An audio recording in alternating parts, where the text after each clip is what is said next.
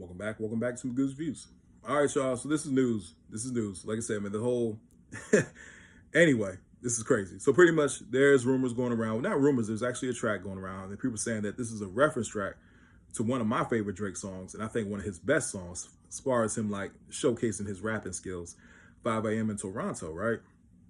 Pretty much saying that there's a reference track out there, and I did hear the side by side, and goodness gracious, you know what I'm saying? I just leave it at that. Like that's pretty wild. You know what I'm saying? If this is the case that, hey, this is 100% facts that yes, excuse me, that, he had a reference track for 5 a.m. Toronto, because that's considered one of the best Drake songs as far as him like showcasing his MC skills and stuff like that.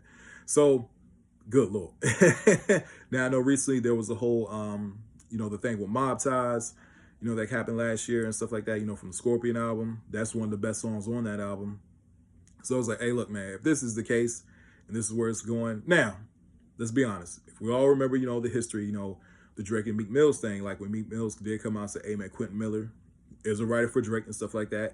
That, as far as like hip hop heads, who do care about, the bars and lyricism and writing down your own bars is still important to the culture. Like that put a chink in his armor, in my personal opinion, because at that point, now everybody questions, the hip hop heads question kind of like, oh, did you write that? You know what I'm saying? So I think that ever since that happened, everybody kind of side-eyed like, all right, man, yeah, you could be considered a great artist. Like Kanye. I could put Kanye and Drake in the same conversation.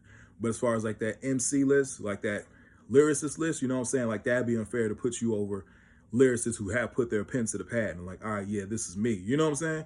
Especially when you had writers in the past. So I think that whole Meek Mill thing really did expose some things. It definitely did expose some things. Fast forward later, now you're hearing about these reference tracks. Like I said, that Mob Ties one, I was like, oh, good Lord. He spoke about that track on the what's LeBron James show with the barbershop? I think it's The Shop, something like that, when he was interviewed on there and stuff. Now, recently, this reference track is going around, for 5 a.m. in Toronto.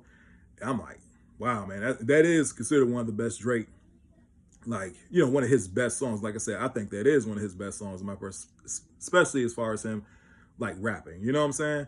But if this is the case, man, this is another bad look. It's a bad look. Now, we all know about the situation with UMG right now.